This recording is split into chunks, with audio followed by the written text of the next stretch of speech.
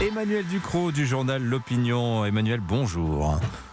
Bonjour Dimitri et bonjour à tous. Voilà, exceptionnellement à distance ce matin, une histoire de science, de technique de pointe et d'espoir. Ça se passe au Royaume-Uni.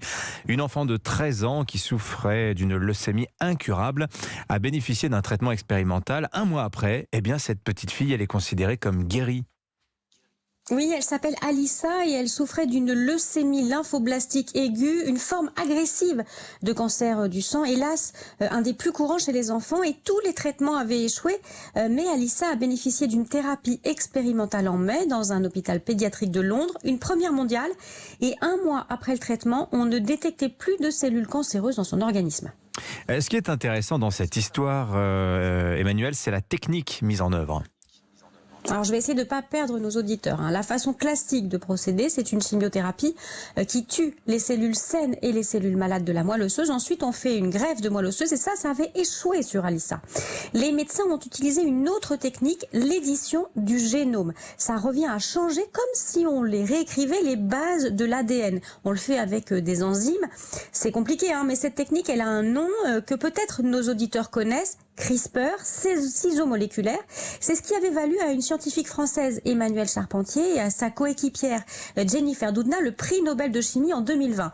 Application concrète, on a pu modifier des cellules immunitaires d'un donneur parce que Alyssa n'en avait plus.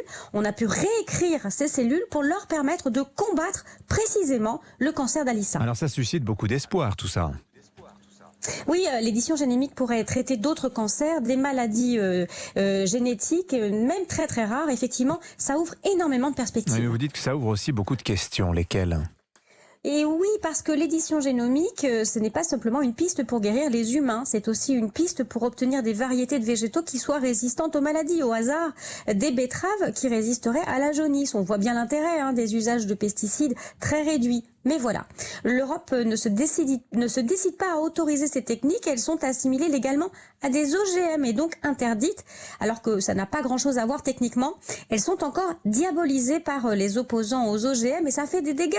Ils les ont tellement diabolisées qu'avant la guérison d'Alyssa, on avait eu le fleurissement de toutes les peurs autour des vaccins anti-Covid à ARN messager qui n'incluaient même pas de modification du génome. Mais la défiance savamment entretenue n'aide pas à réfléchir sereinement.